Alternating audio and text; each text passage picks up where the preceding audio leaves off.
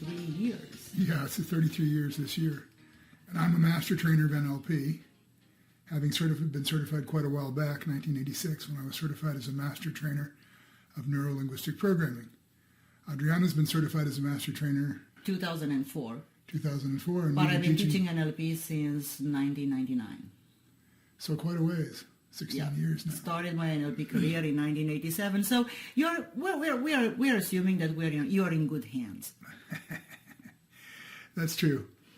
What we're going to do is share with you the best we can our thoughts about the most succinct way to learn NLP. The easiest way to learn NLP, we think the way to really focus in and on this recording series. And we're both going to share with you what you need to know in order to be able to come and join us at the Fast Track NLP Practitioner Training that you've chosen to come to. That is a live training.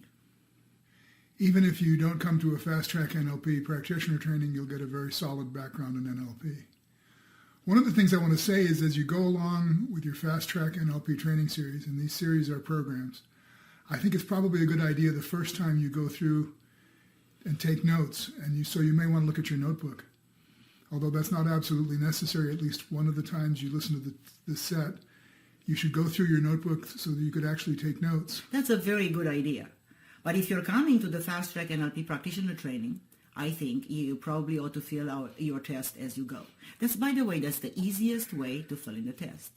You can find your test in one of the jackets of the notebook, and I would suggest that you go ahead and pull it out now, because there are questions that are answered in every single program, and I think it's a lot easier if you simply fill in the test as you go. And that will probably save you also a lot of time. We'll set our goals or outcomes on program number 2 as we listen to the second program in the series. But for now, I want to talk to you a little bit about neuro-linguistic programming. We really love the study of neuro-linguistic programming, don't we? Absolutely. It's a study of your mind, and it's the study of how you successfully recreate excellence. We're going to talk at the practitioner level about a number of things which to us are very, very exciting. We're intimately involved in the field on a daily basis. We see people doing business consulting on a regular basis. We see people individually in therapy. We do performance coaching and performance enhancement and actually work with clients in education. And we see kids on a regular basis. So both of us are actively involved in the field, doing one-on-one and group work with people on a regular basis and have been doing so for a very long time. So I want to share with you my excitement joining TEDS in the field, and as well as the very best of what we know about NLP and how to make it work. How to make it work. How to make it work. And we want to begin right here. For the very beginning, we're actually going to look at our slides section. So you want to turn near the back of your notebook where it says slides. And we want to talk a little bit about this training. If you come to take the Fast Track NLP Practitioner Training with us, we're going to spend about 130 hours total in the entire process. The home study, the CDs, the tapes, or the audio files that you're listening to, and the reading that we've asked you to do will probably take you about 55 hours. There are 20 programs, and each of the 20 programs that you go through is going to be approximately 1 hour. There are some programs that are more than 1 hour, and no program is less than 50 minutes. So the average will be just about 1 hour per program that you listen to. We are going to ask you to listen to those twice before you come, maybe 3 times if necessary, and also do the reading material. As you fill out your test, we expect that will take an extra 10 hours or so, maybe more. Then the live training itself is going to take about 50-55 hours, and the homework during the training will take another 14 hours. So we expect that this training, if you come and take our Fast Track NLP Practitioner Training, will be about 130 hours of NLP training. Which is 10 more hours than the standard for the American Board of Neurolinguistic Programming, which says 120 hours of education to become a practitioner. At the same time, we are going to train you in hypnotherapy and also in timeline therapy. And if you come and take both of those trainings, the training in hypnotherapy and the training in timeline therapy, I think what you will discover is that you have a really, really good background in all of that. This recording does not include any information on hypnotherapy and only minimal information on timeline therapy, because what we really want to do is to concentrate on neuro-linguistic programming and exactly how NLP works. Now, before we get to that, we are going to talk about that in our second program. I would like to talk about some themes and they're on slide 3 on page 1 of the slides section. Themes we want to talk about now are empowerment. I want to talk a little bit about reasons versus results in your life. I want to talk a little bit about perception as projection. I also want to tell you why we're so excited about this field and why it has so much potential for the future. I also want to talk about the responsibility of change, and I want to do all of that in this program. So let's get started. The very first question we think you need to ask yourself, and I think clients need to ask themselves too, is just actually which side of the cause and effect equation are you on? Now, we see a lot of people, and I know that perhaps if you're already doing work with clients, you see a lot of people. If you're doing business consulting, if you're doing educational consulting, or if you're doing therapy on an individual basis or in groups, one of the major things that you probably deal with on a regular basis is the issue of cause and effect. And we think the question is, which side of the cause and effect equation are you on? Which side of the cause and effect equation is the client on? Now, there are two sides to this cause and effect equation. The little equation on slide 4 says a cause causes a certain effect. This is very important to understand. And that character there means that the cause causes a certain effect.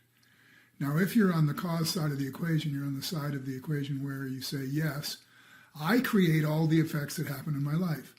I create all the events. I create all the effects that happen. Now, we're not saying that you really create everything that happens to you. Even if we were, there is no way to prove this to you. However, what we're saying is that you are in charge of how you experience all the events that happen in your life. So you can say, I'm responsible, and that doesn't mean I am to be blamed. I want you to understand very well the difference between the two.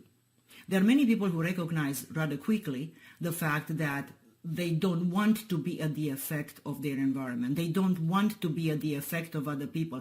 They want to recognize easily, and it's easy for them to do so, that they are in charge of their own lives. However, here is a mistake.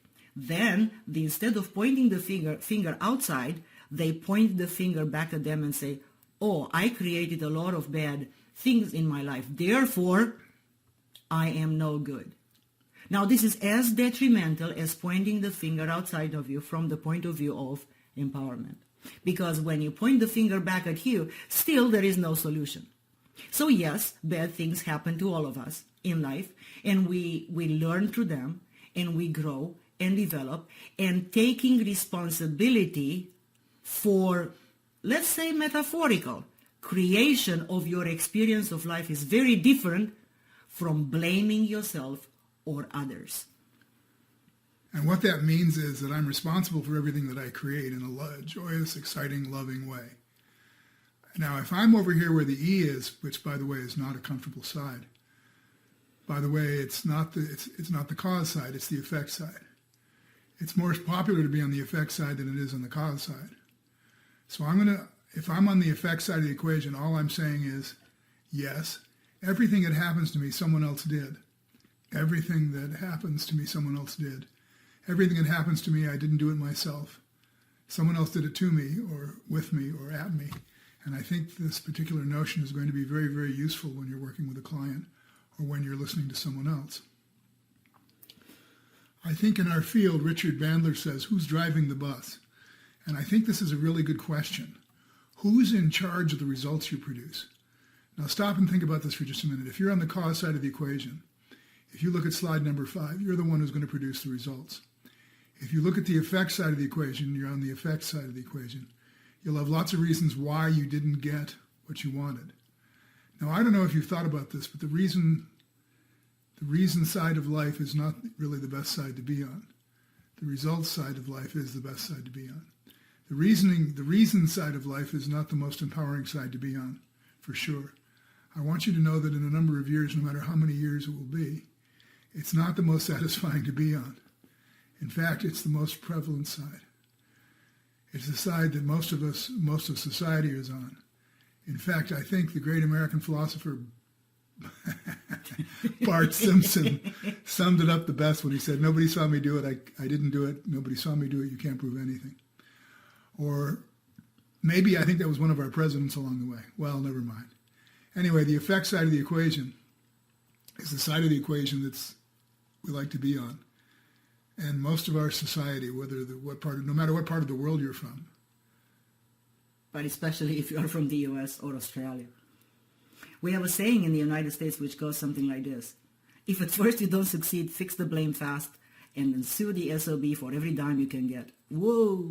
And of course, the truth is, and we have had ads, and I'm not sure if you have ads like this where you live, but we even have ads on the television where we live that say, It says like this: if you're injured in an accident, it's not your fault. Find out who did it and come and see these lawyers. Call 1-800-GET-THE-SOB and we'll help you soon. Right. By the way, the effect side is very convenient in a way because you don't have to do anything but point fingers outside yourself. But the question is how successful, how fulfilling, and how satisfying that is. If you imagine being on the effect side of the equation for the rest of your life, and you go out to age 95 when you've never had anything you wanted in your life, you've never been able to create exactly what you want in life, then the fact is it's not going to be very satisfying. See, and I know that you know people who are stuck like this, and they say something like, well, I would have been a success if it hadn't been for so-and-so. And then they'll name someone. And they'll name the tax people, or they'll name a business partner, or they'll name an ex-wife. They'll name somebody that did it to them, that they didn't do it. But somebody did it to them, so it's not their fault. Well, the fact is that we move the client from the effect side of the equation to the cause side of the equation. We are going to change that client's life. We are going totally to change that client's life. And the fact is, your clients come to you on the effect side, always. And your job as a practitioner, as a coach, and whether you're doing business consulting, education, or therapy, your clients will come to you on the effect side. That's very clear. And they'll say to you, Ted, I'm on the effect of some cause, which is either inside me or outside me. And here are the key words, over which I have no control. So the client will come to us at the effect. For example, in coaching, our clients will come to us and say, it's my wife's fault, or it's the business's fault that I worked for, or it's the business's fault, it's the people that I employed if you're an employer. In education, we have all these disenfranchised learners, people who have learning disability and they can't learn because they have this thing or that particular problem.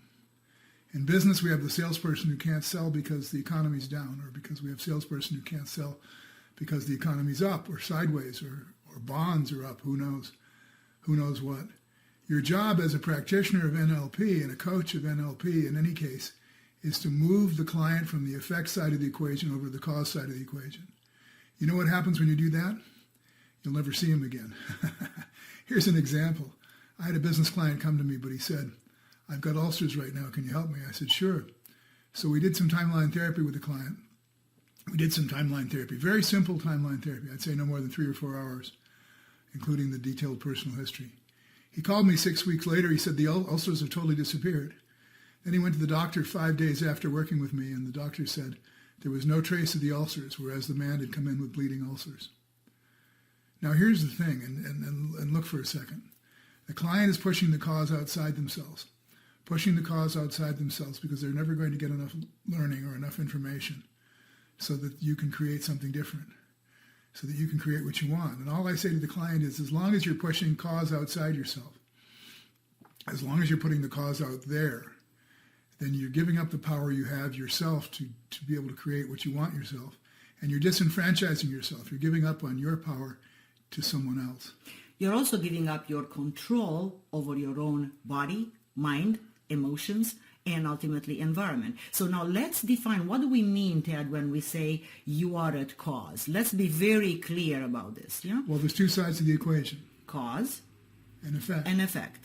So when you're at cause, and we're saying the words, you are creating the reality you are experiencing. You are creating the experiences you go through. First of all, let's look at it this way. Every event, good, bad, doesn't matter. You actually have a choice. Now, there'll be people who say, but I don't have a choice. I feel angry. I feel frustrated. I feel sad. I feel depressed. I feel resentful. I don't have a choice. That's the effect side. We're saying that yes, you do have a choice, but you don't know or you didn't know before now that you have a choice. So let's define what means at cause. When we say you are at cause, we mean that the sum total, take notes on this one, this is important, the sum total of your life experiences, your personal history, your beliefs, values, attitudes, meta programs, all the other internal filters, your experience of time, space, matter, energy. Now, keywords, consciously and unconsciously have brought to you where you are in life. So all your choices, based on everything I mentioned before, have put you where you are today. Now, that's what we say being at cause. Now, you may have created stuff unconsciously. Sure, everybody does. But you didn't know that actually you have a choice. Now, let's see how this works. I had an example with one guy who came to me and said, I can't make enough money. I can't create enough money. So we did timeline therapy with him and changed some of his values and beliefs using timeline therapy. And his income doubled. Wow. Now, the question is, who's at cause here? Well, he moves in from being at effect to being at cause, and his income goes up dramatically, and that's total empowerment. That's total empowerment. See, people talk about empowerment all the time. But what does it mean? It means when you literally take control over your life. So I don't really know the way, if we create all the bad things in our life, how that could happen to us unconsciously.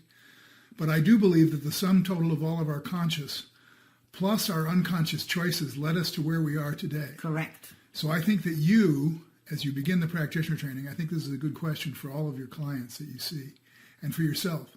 Think of it as you begin the practitioner training, I think you need to ask yourself, am I on the cause side of the equation or the effect side of the equation? Now you see the arrow that we've drawn on slide 4 and slide 5. And you should retrace the arrow with your pen.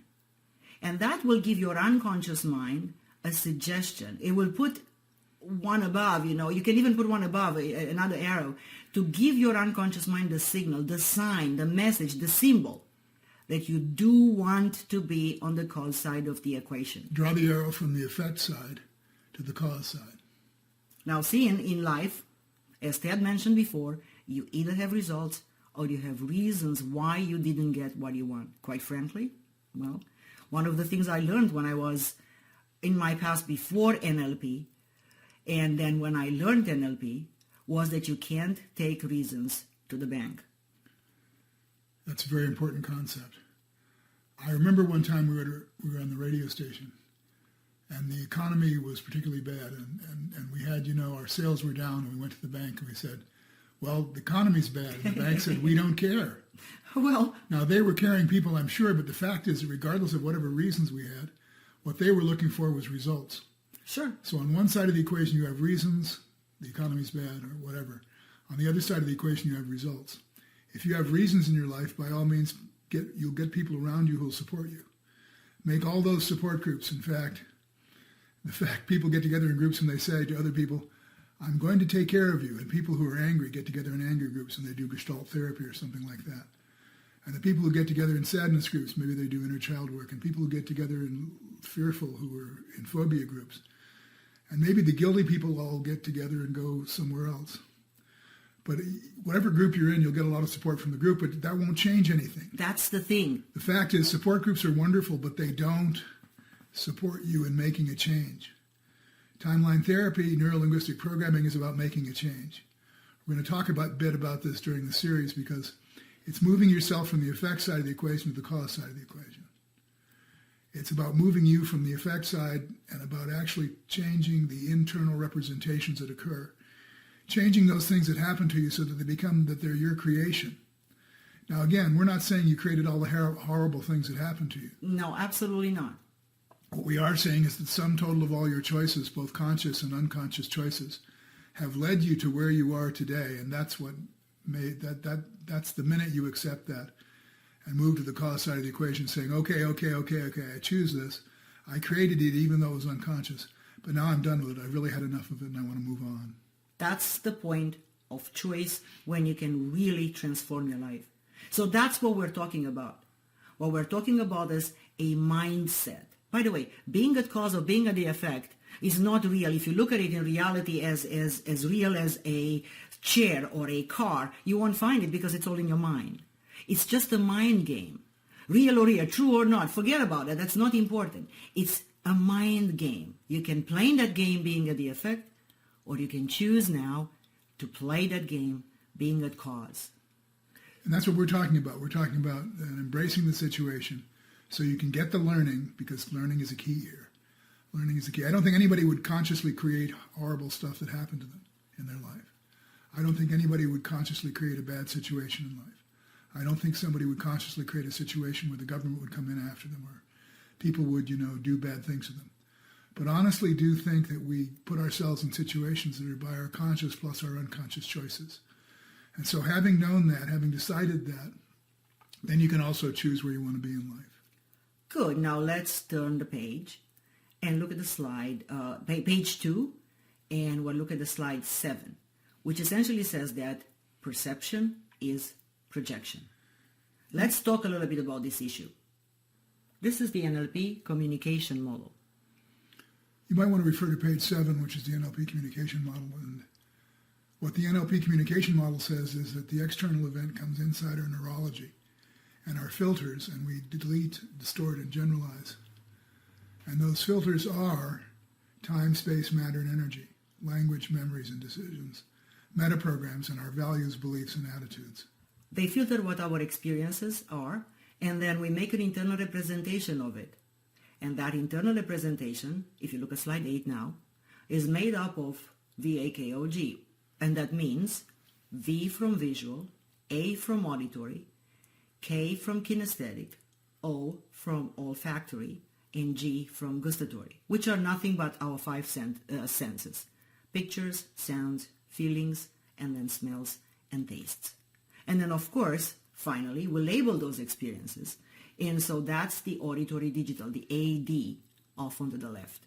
We label those experiences with our AD, which is our internal dialogue.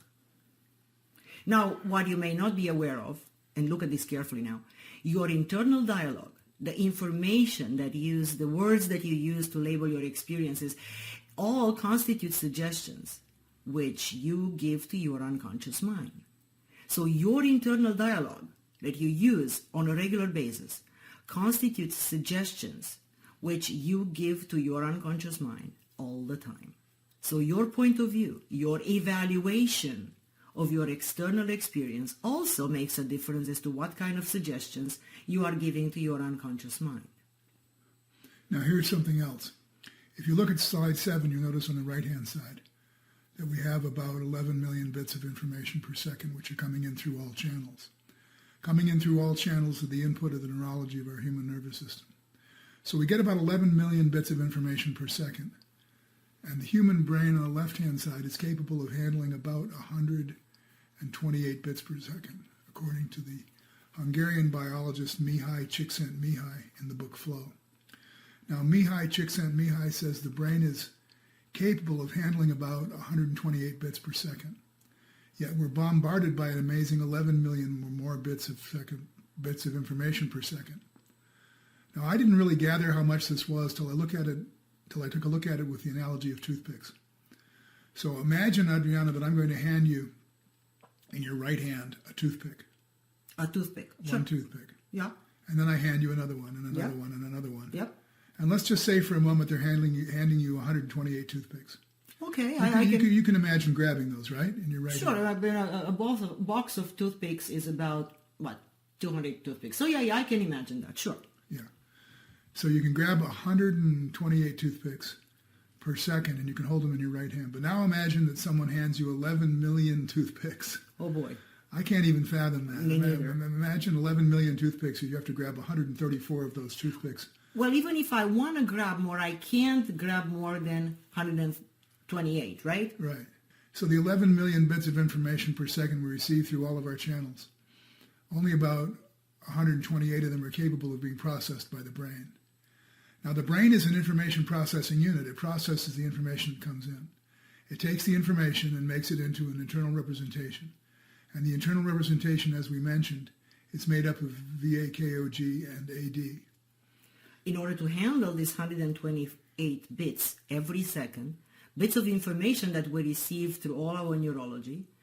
So you'll see there, it's written 128 BPS, and it says there are 7 plus or minus 2 chunk of information. So we take those 128 bits of information and we group them or chunk them together, and that's what the word chunk means here. It means just simply we group them together. We make them in chunks of information, and we tend to group that into 7 plus or minus 2 chunks of information because we want to put them in manageable levels of information.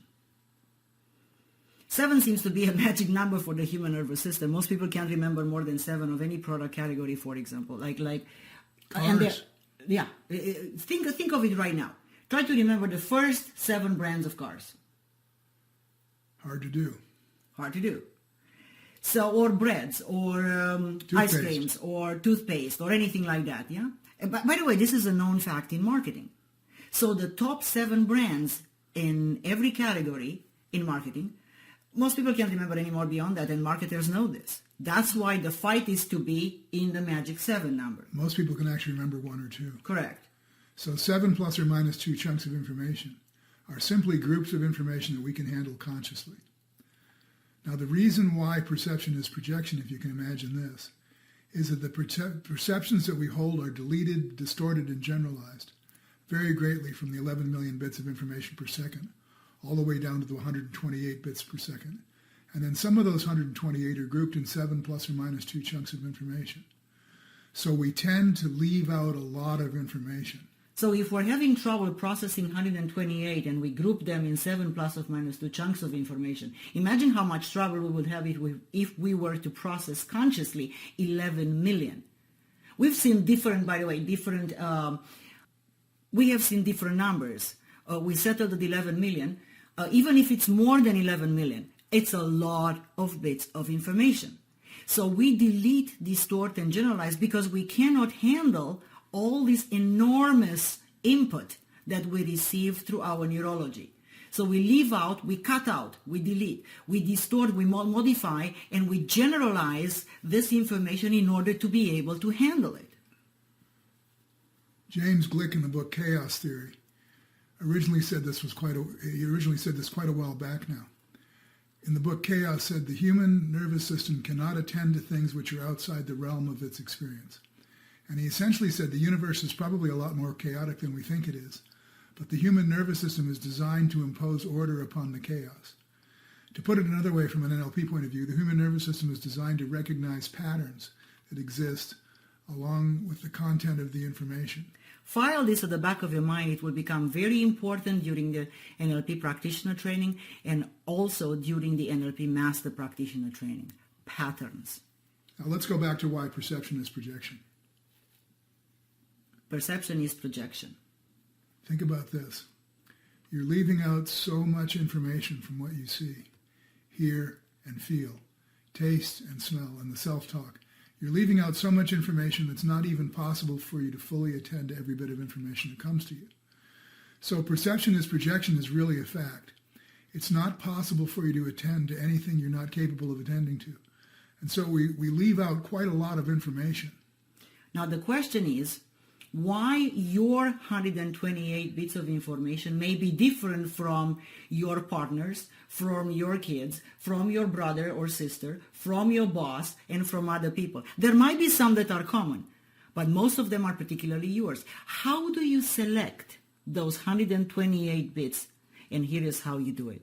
You select it based on your beliefs, your values, your attitudes, your life experiences, which is particular to you, your meta programs, your experience of time, space, matter, energy.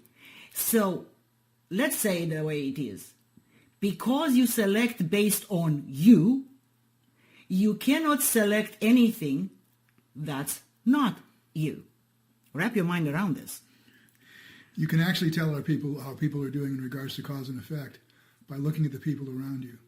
And I'm not the first person to point this out. Carl Jung summed it up very nicely. He said, what we tend to do is we tend to marry our unconscious mind and then project out onto her all of our unresolved stuff. That explains A lot. It's funny. And of course, there are people in your life, and the way we project onto people is we project onto total strangers as well. And I'm sure that when we say perception is projection, there are some people that you can expect this as being possible. You say, oh, I'm projecting this on this guy. I can see how that's possible. I can see how that's actually my projection onto this person. Or people you can certainly expect, well, I can accept that person, Ted. Yes, I accept that person. I can accept that person, Ted, but I accept that person. There's no way that person's me. There's no way that person's me. And of course, the fact is that Jung would say this person is most likely you. Of course, the fact is that person is most likely you. So what we do is we leave out information. We do. We leave out the not you.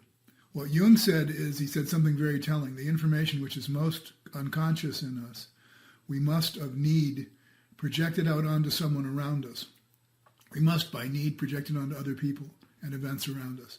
So the fact is we really can't see anything other than who we are. Now, this is a concept not easy to digest for most people. Because we say, okay, everything around me, it's not me. That's the common belief. And we're not saying that it is you, that you create consciously. Remember the cause and effect we talked about one moment ago?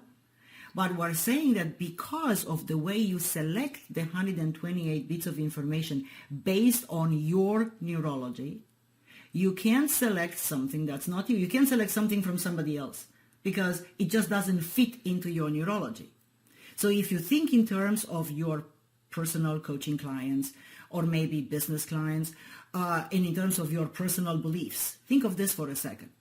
From an NLP point of view, what we said means is that the better our belief system is, personally, the better the results we'll get with our clients and with people we interact with. In other words, if I fully believe, and emphasis on fully, if I fully believe that the client comes to me and together we can transform that client, the client can absolutely let go of all his problems and change his life the way he wants it.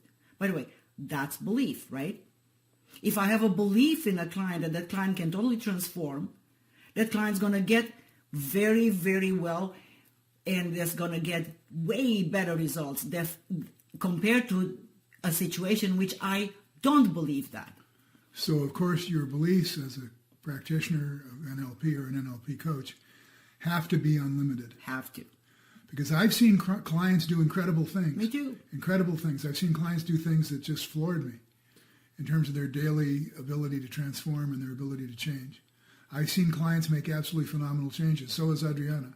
They've healed diseases that looked absolutely terrible. They turned their lives around financially, emotionally, in relationship, in careers, and they did it with their own power. Now that's empowerment, folks. Almost miraculously. To totally let go of past trauma and past physiological issues, and they totally transform themselves. I've seen clients do this on a regular basis so often now. This has become part of my personal belief system, and I know Adriana's also. Yes. It's become part of our belief system such that we expect it now of a client. Now here's the thing. Here's the thing. Pay attention. This is an important concept. Your client will not actualize what you don't believe to be true. Because of perceptions, projection, I'm going to say this again. Your client will not actualize what you do not believe to be true. We're not the first people to point this out. No. I think one of the first people to point it out was George Estabrooks in the book Hypnotism in 1943. But Andre Weizenhofer in 1957 also echoed the same thing. And what the two gentlemen said basically is that your beliefs limit the effects which you can produce with your clients. Oh, say that again, Ted. Your beliefs limit the effects that you can produce with your clients. Ouch. In other words, if you have a belief that limits your clients, you will limit your clients. Well, talking about clients, if you have beliefs that are not empowering to your children, if you have beliefs that are not empowering to your partners in life, if you have beliefs that are not empowering to yourself, all of that will limit you in your life. Now, there are some studies on this. There was a study done in a school system where they put kids in the school system. And they told the teacher, these kids are, I'm sorry to say, there's no special ed teacher available. These kids are quite retarded and you'll have to struggle to keep up with them. And the teacher did the best she could and they all got C's and D's. Then they took the next semester, took the same group of kids and put them in another classroom. And another teacher, and they told the teacher, these kids are brilliant. You're going to have to struggle to keep up with them. They're so brilliant, we don't even have a special ed teacher available for them. So you'll just have to do the best you can. The second semester, they got all A's and B's. Wow. So based on what the teacher was told about the kids performed to that level. Interesting, huh?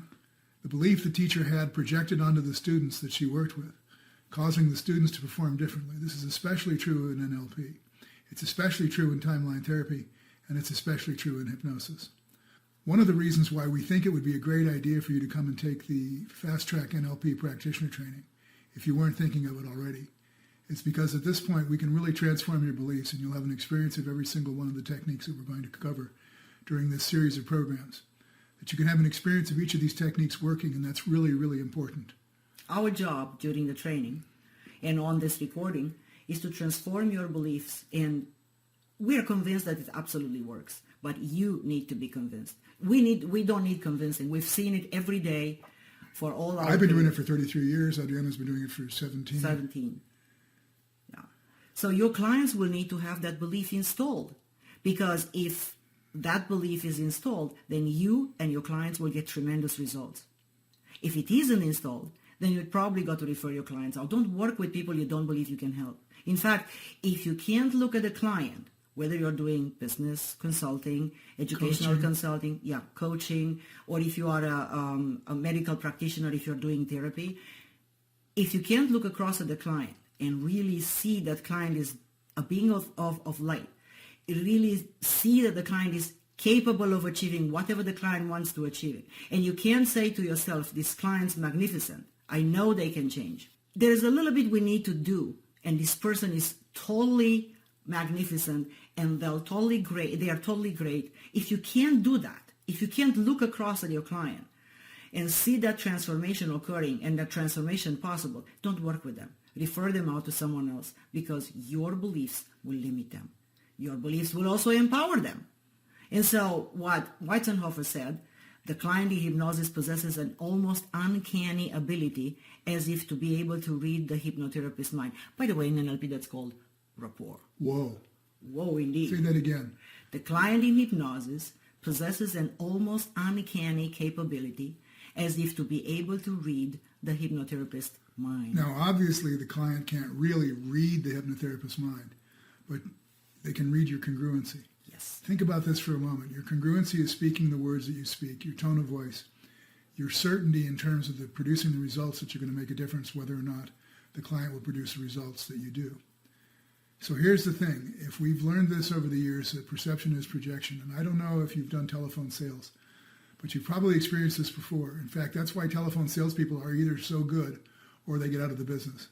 Telephone sales is really a unique system, because what it does is it totally puts you up against your stuff. In other words, against your projections, right? Yeah. One time I ran a phone room, and my best salesperson was a guy named Jake. Jake was really a good guy, and I think Jake would come in the morning, and most mornings Jake would come in and hop on the phones, but one morning Jake came in and I walked up in the phone room, and Jake was sitting there staring at the wall, and he got up and walked around a little bit, and finally I said, Jake, what's up? And he said, boss, my head's not in the right place. I said, yeah, but all you got to do is make the phone. Just get on the phone and make sales. You always make sales. He said, no, I always make sure my head's in the right place. Now, this was before NLP, so we didn't really know what Jake was doing.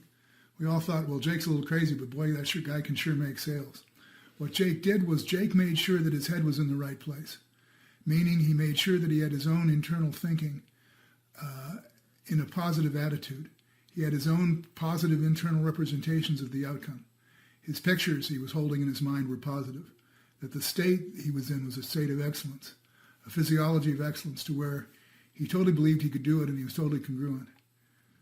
And then, when he got on the phone, his behavior would reflect that. Jake changed his thinking inside himself, and he changed himself on a daily basis. Because I will tell you that I don't think Jake did much else than that, but he was sure good on the phones. He was really, really good on the phones. And the fact is that Jake produced results. Because he learned one thing that a telephone salesperson has to learn about telephone sales, and that's that it's all inside you. Now we're going to talk a little bit about neurotransmitters. That's our next theme. So our next theme is about neurotransmitter, if you look at slide 9. But I have to admit to something before we actually talk about this slide. I have to tell you that my family, my parents, still don't really understand or know what we do. Isn't that funny?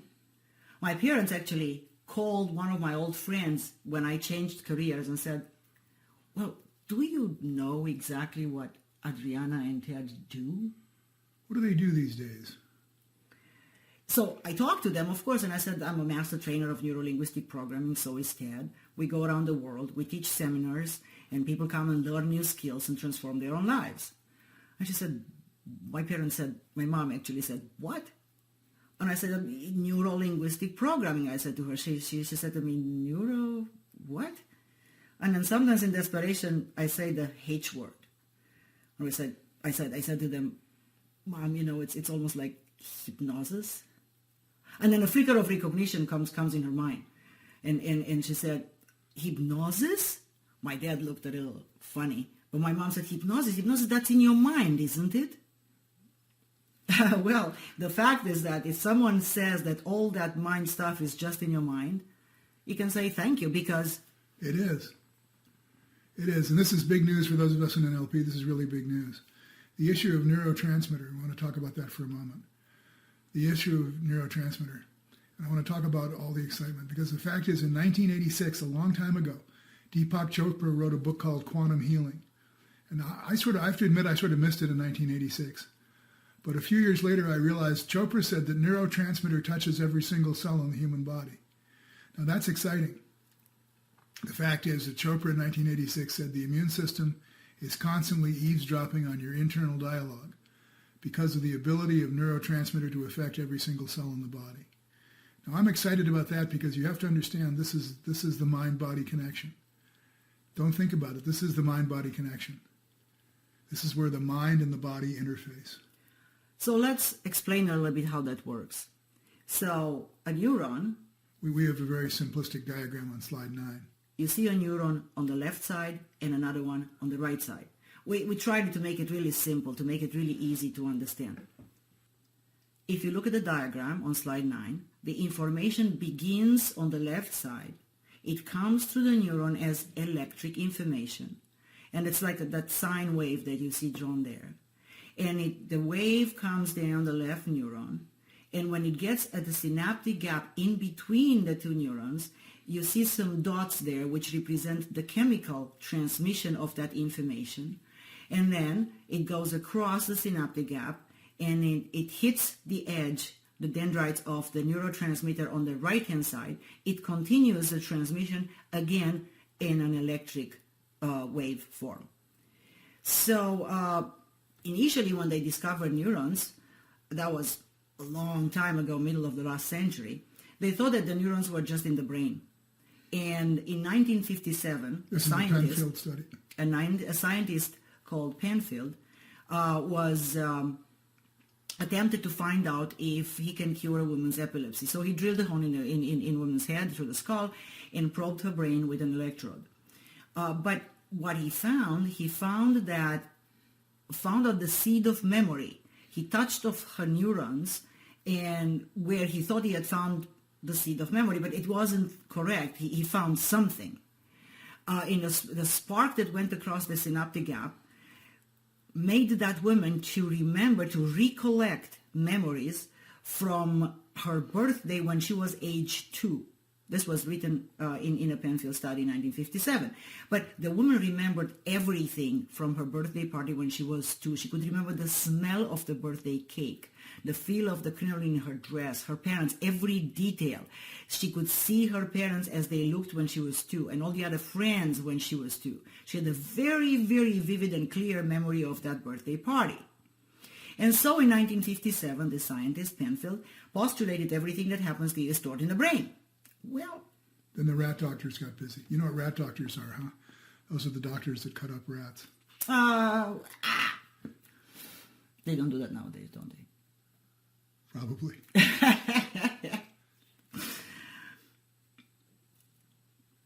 Good, so they were experimenting with rats, and they found that even if they took out the entire brain, but not the brainstem, the rat could still run a maze. So they tried to take out different portions of the brain to see how much of the behavior of the rat would be modified, how much of the functions in the body would be impaired or not.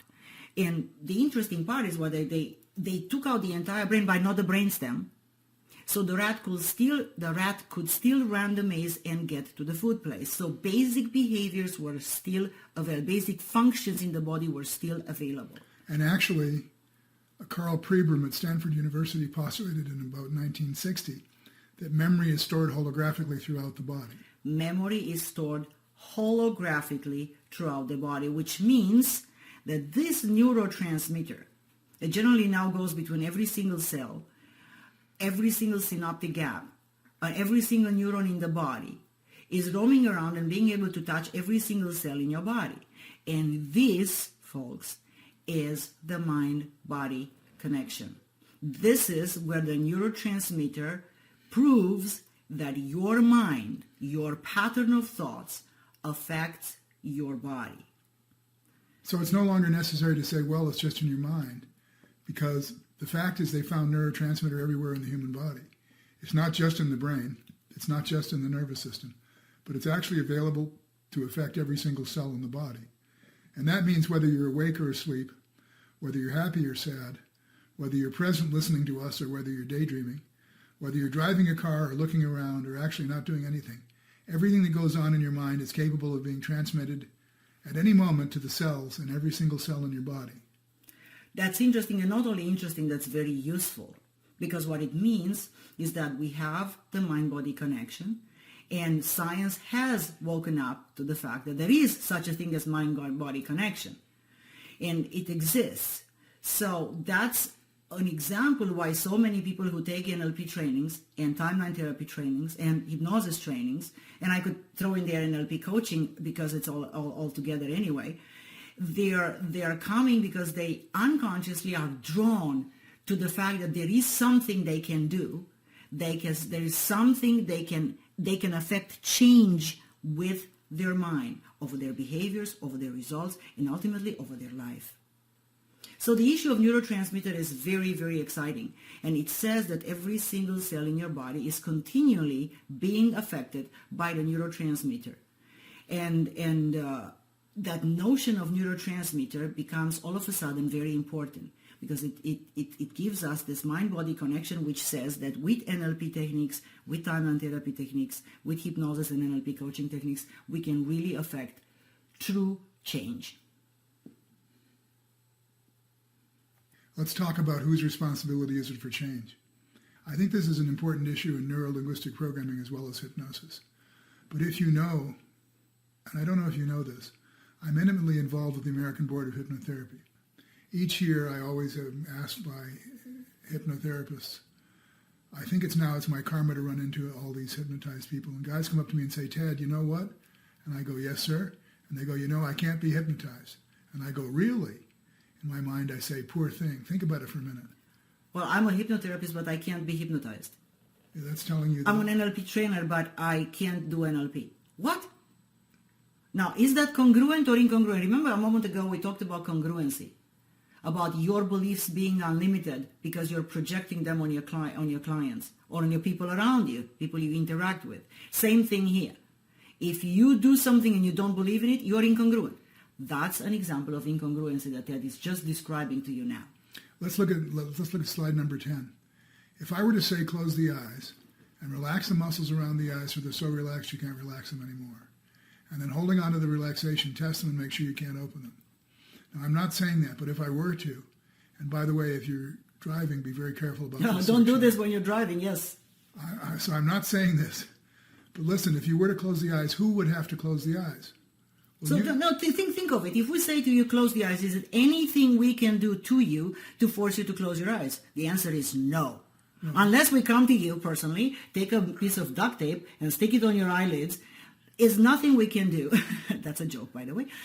There is nothing we can do to you to make you close the eyes. So we say close the eyes. Whose responsibility is to close the eyes?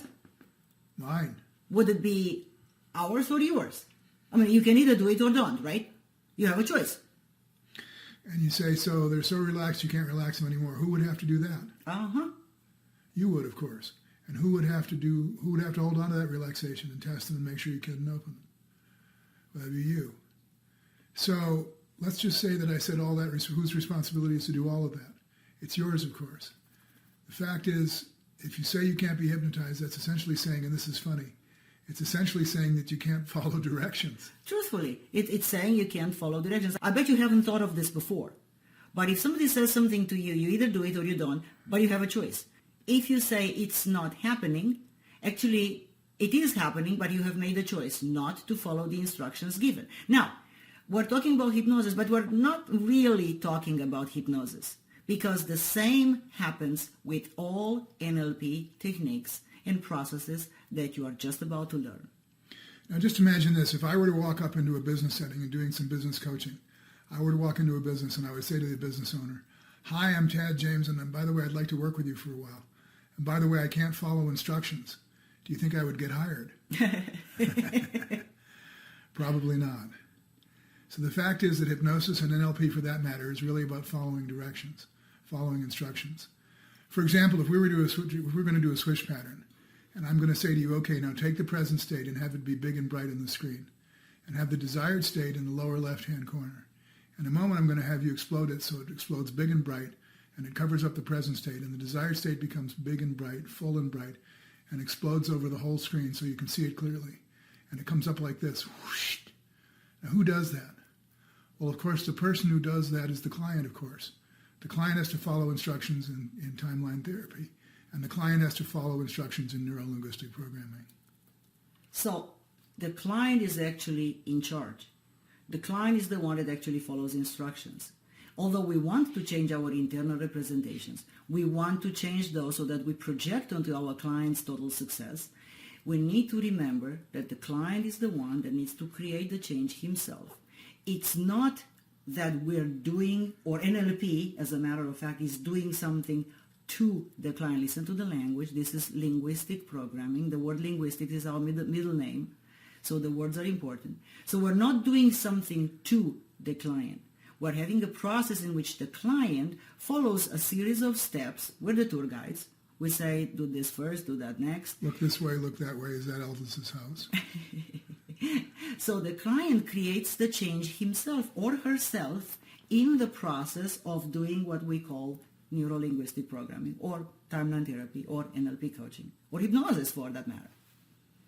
So that leads us to reinvent NLP, and that's on slide 12.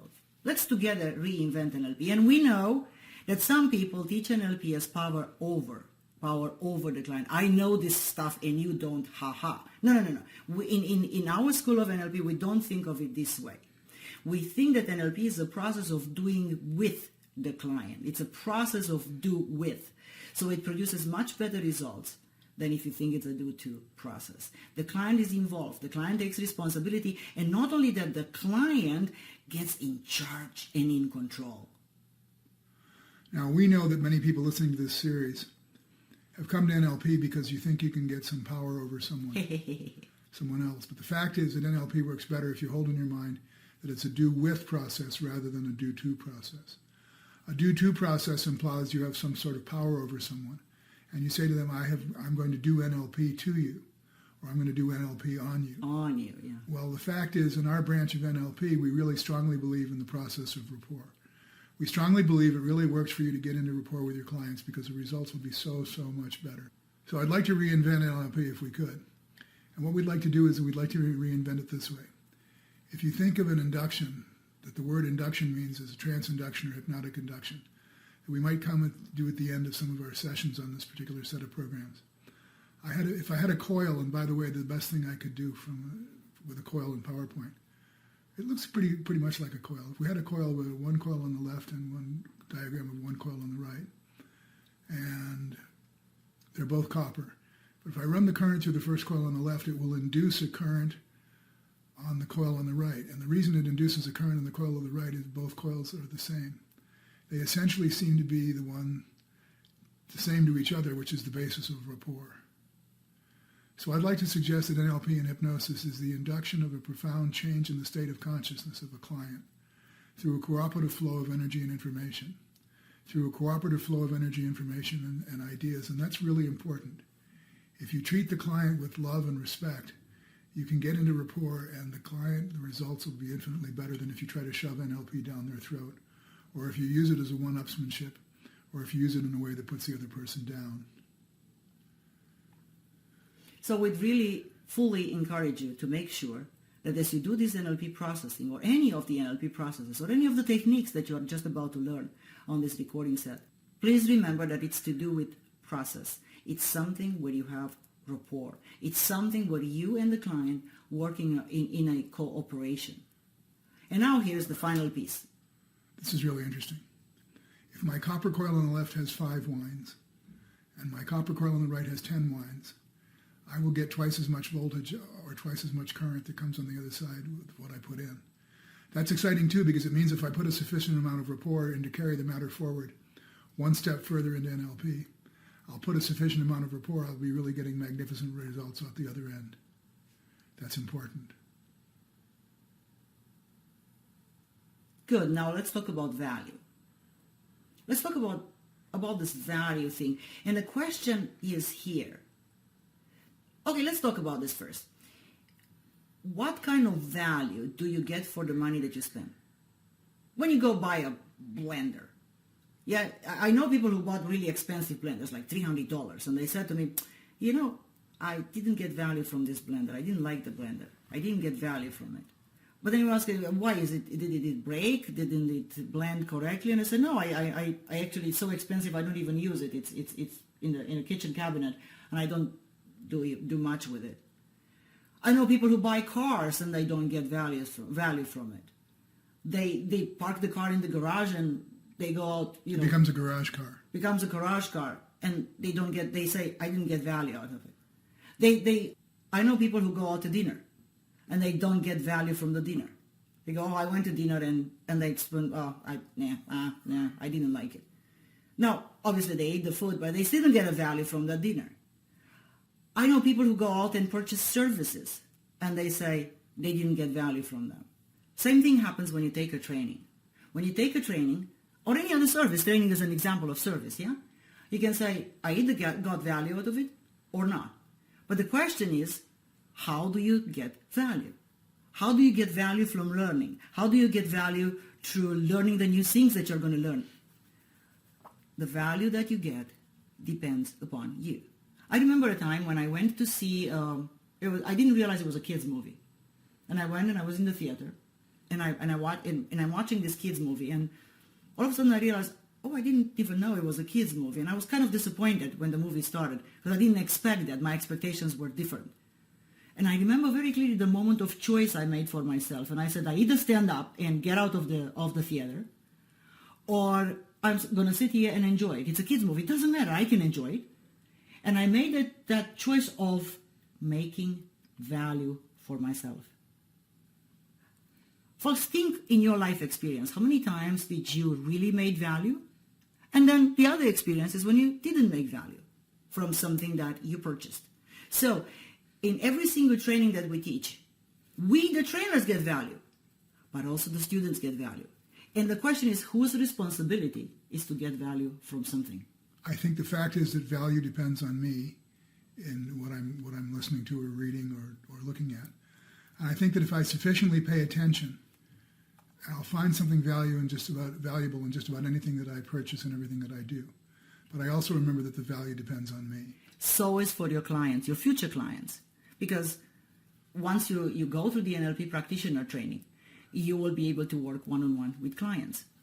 And be it in, as we said many times, business consulting or education, or if you are a medical practitioner in a therapeutical setting. Regardless, you will work with other people. So your clients will make value, and the responsibility to make value of something is yours, but also theirs. This is very important to remember. So let's talk about the next theme next. Next theme is excellence. Let's talk about excellence. Excellence is a very important issue. Why is excellence important? Because I think today in many areas people are not as excellent as they could be. You're not listening to this set of programs just because we managed to pass our NLP training. I think if you come to the NLP practitioner training, the fast track NLP practitioner training, you'll find that you move to a whole new level of excellence. And I would encourage you to, as you listen to this set of programs, I would encourage you to be very sure that you want to move toward excellence rather than just getting by. You're not here because Adriana and I managed to pass our trainer's training test. Adriana actually has one of the highest scores ever in the history of the trainers training on her test. So you're talking to a couple of people here who are excellent. Well, let's make a parallel. You're going to a brain surgeon and you meet him and he says, "Hi, I'm a brain surgeon and I just managed to pass my tests." Yeah, I got a C in brain surgery, C- actually, but I made it. Whoa. What would you say? Oh boy. Better go see somebody else. Nice to meet you. You know, you can't do that. I'd be a little nervous. I'd be a little nervous about somebody that I just managed to scrape by medical school. No.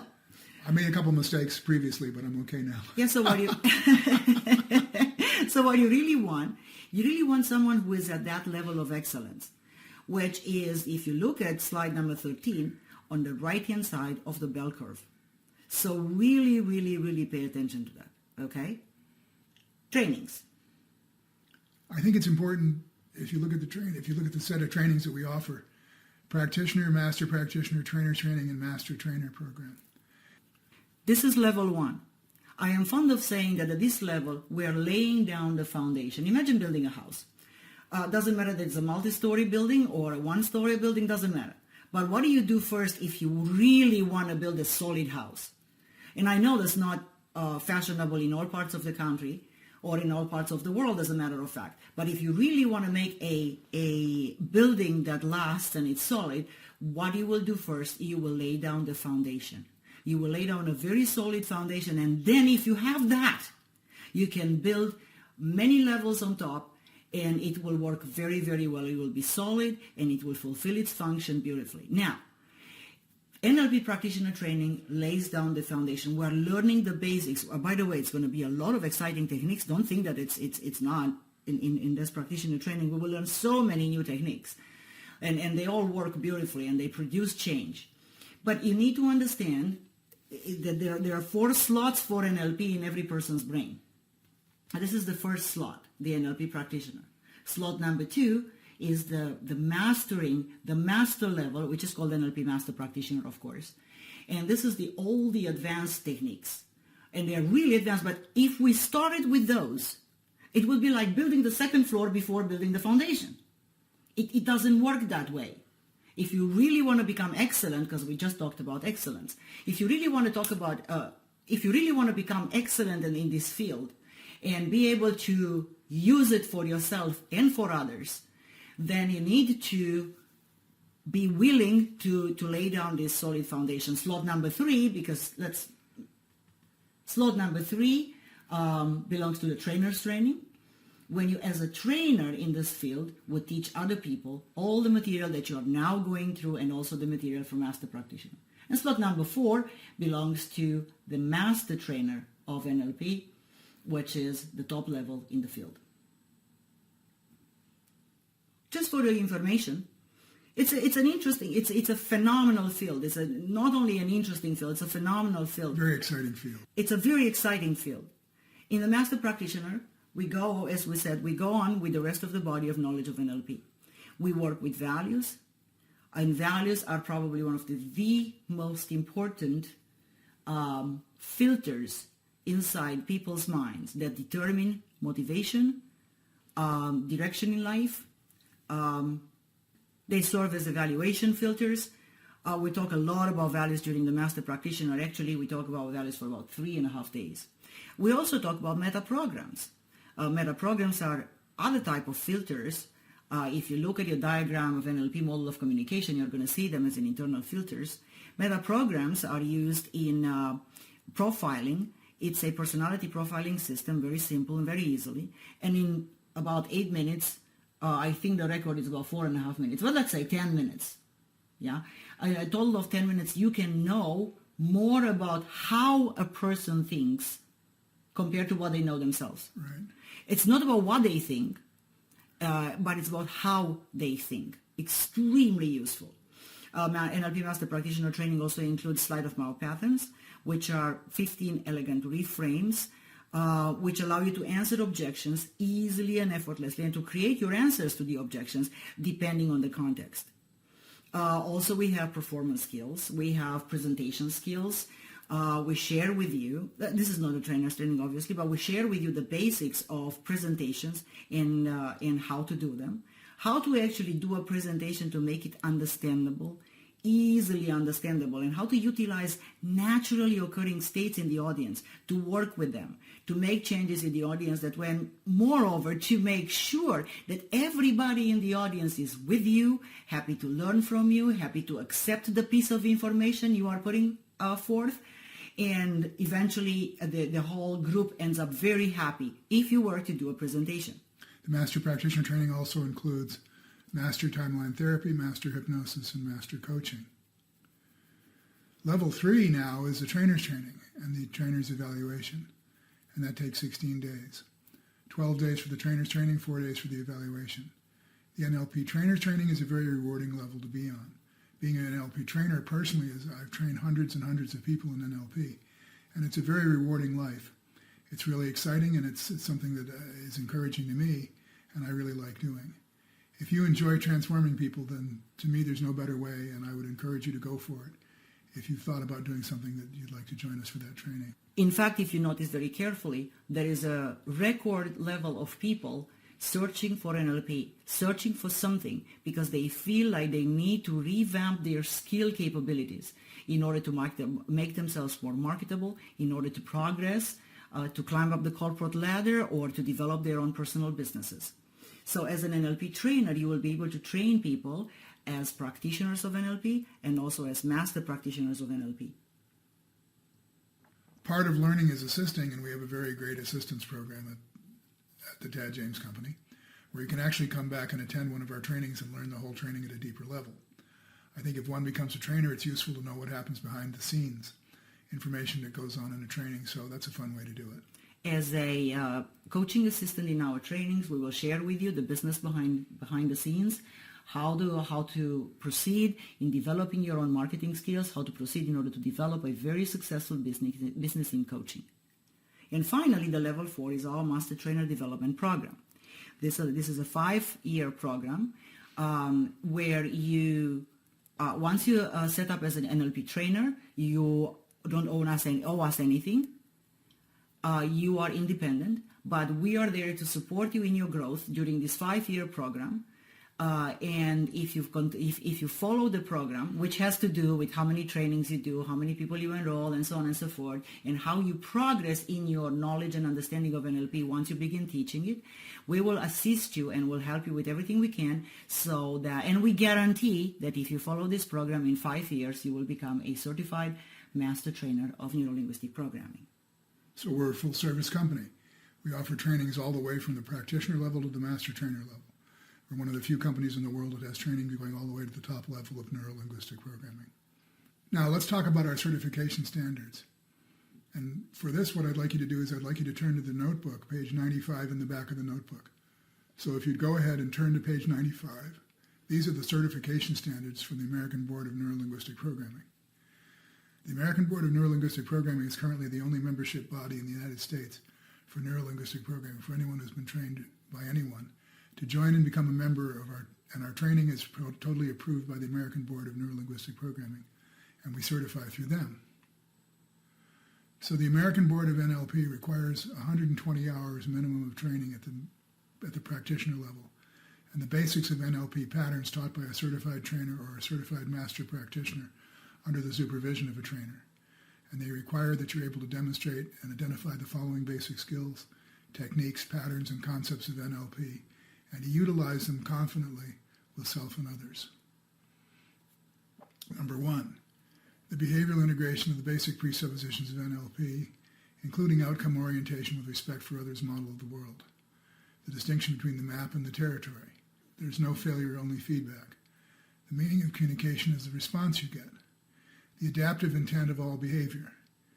Everyone has the necessary resources to succeed. Resistance is a signal of insufficient pacing and the law of requisite variety. Now, we do each of these particular NLP presuppositions. And what we do is when we do them, we suggest that you take a look at them and in essence accept them. You adopt them as useful beliefs that you have when you're doing NLP. If you've chosen to come to the practitioner training, it's not so much that we actually look for them. It's not so much as we actually look for them as we may notice their absence. So if they're not present, or if you don't have that particular belief, we might ask you to adopt it. Number 2, the ability to establish and maintain rapport, and all of the techniques that we're talking about now, from number 2, 3, 4, 5, and 6, all the way to number 22 in the NLP practitioner level. And they're covered adequately at the practitioner training that you're going to attend. So we'll learn how to establish rapport.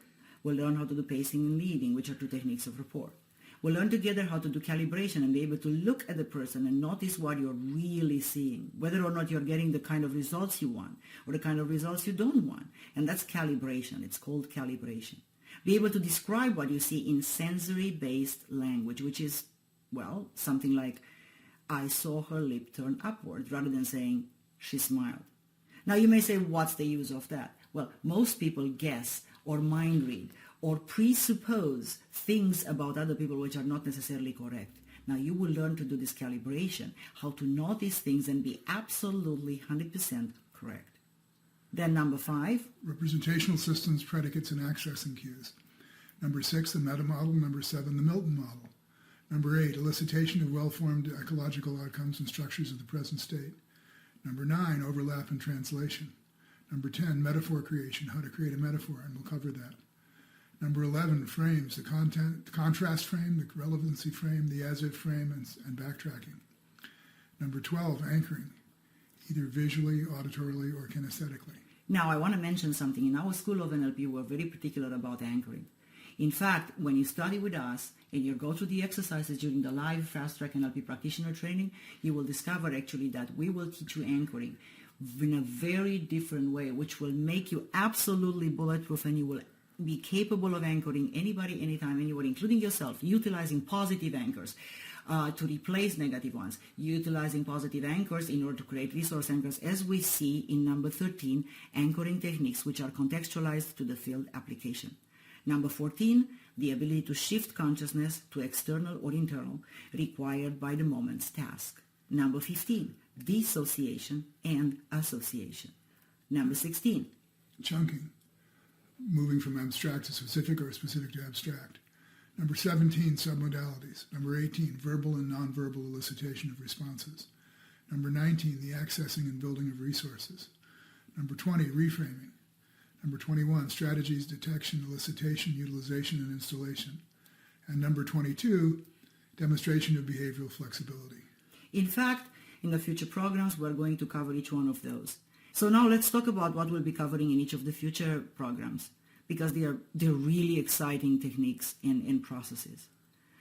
Ted has created many of them.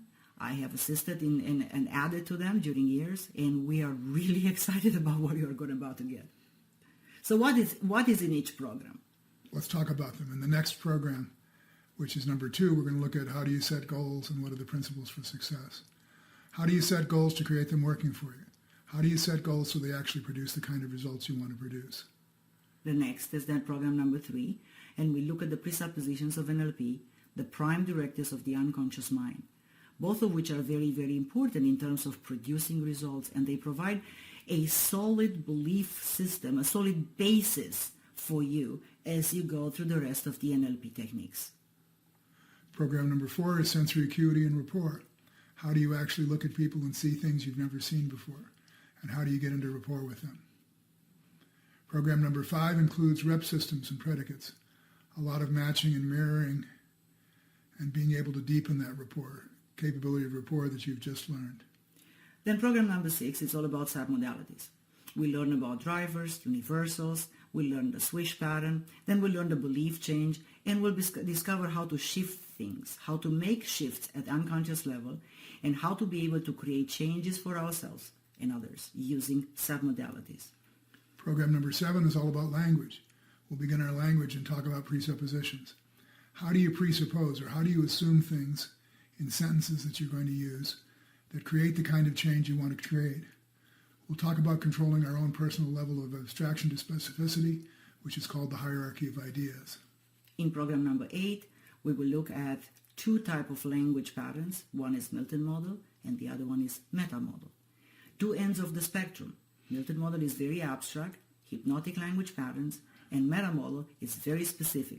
How do we use both And why would you want to learn to use both? In what direction do we move people at? Program number 9 is all about anchoring.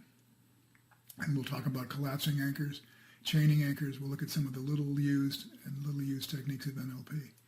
The little used techniques of NLP that perhaps you may want to look at that we'll also talk about. Program number 10 is all about strategies. It's an introduction to strategy elicitation, and we'll learn how to elicit strategies and even some examples of how to do this. We'll actually have an opportunity to notice how we do elicit a strategy, and especially the motivational strategy, the reassurance strategy, and even some love strategies. Program number 11, here we'll talk about the design and installation of strategies. We'll talk about spelling strategies, dyslexia. We'll talk about working with attention deficit disorder and the learning state. Program number 12 is reframing, and we'll learn meaning reframes and context reframes, and the 6-step reframe. And then we'll go on and learn the NLP model of coaching. How do you do coaching using NLP? In program number 13, we'll learn about how to do parts integration. And again, in our School of NLP, you will learn how to do parts integration in a way which is very, very different from all other schools of NLP, except our students who have learned from us, our graduates who have learned from us. Parts integration is an extremely important technique, and if you learn it well, it will produce incredible changes inside yourself in terms of congruency. So we're going to do the parts integration with the demonstration, and you will also learn about VK dissociation, which is technically not a reframing, but it's more in a coaching type applications. So we'll put it at this point. Program number 14 is about timeline therapy. It's the first program on timeline therapy. We'll learn how to elicit the timeline, how to discover the root cause, and how to work with negative emotions, number 1. In program number 15, we'll learn about timeline therapy and how to let go of negative emotions. We'll learn about creating your future and how to put something in your future. We'll also learn how to let go of a phobia, and we'll talk a little bit about couples therapy. How do you work with people in groups or a couple of people? And how do you integrate their relationship to make it better?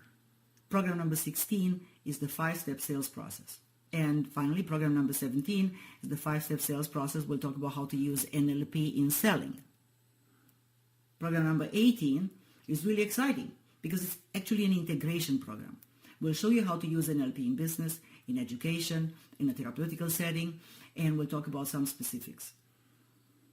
In program number 19, we'll elicit your timeline. And we'll also take a journey on the timeline designed to integrate all the things that you've learned. Let's talk for a moment about program number 19 because I think it's really important. I would like to see you, as you go through these programs, if you would, and have the time to listen to program number 19, especially the journey on the timeline for learning. I'd like you to do that after every program that you listen to, or every other program that you listen to, if you possibly could. So as you listen to it at least 5 times during the 20 sessions, at least there may be even 10 times during the 20 sessions, it'll be a very exciting way to integrate the NLP material. So if that's a program, that's an induction. It's probably not a good idea to listen to it 19 while you're driving a car. In fact, I'd avoid that, but I'd make sure that I listen to it all the other times. Finally, program number 20 is the conclusion. So that's what we're doing. This is an exciting program set. I would really encourage you to listen, and I think the best way to listen is to imagine that Ted and I are talking to you directly, personally. That's what we want to do. Imagine we're your personal guides. Adriana and I are your personal guides for this journey of learning of NLP. We're really excited about this technology. We'll encourage you to use this series to discover how to make changes for yourself to make your life better. That's what it's all about. So come and join us for all the other programs and let us together transform your life. This is the end of program number 1. Come and join us for program number 2, which follows next.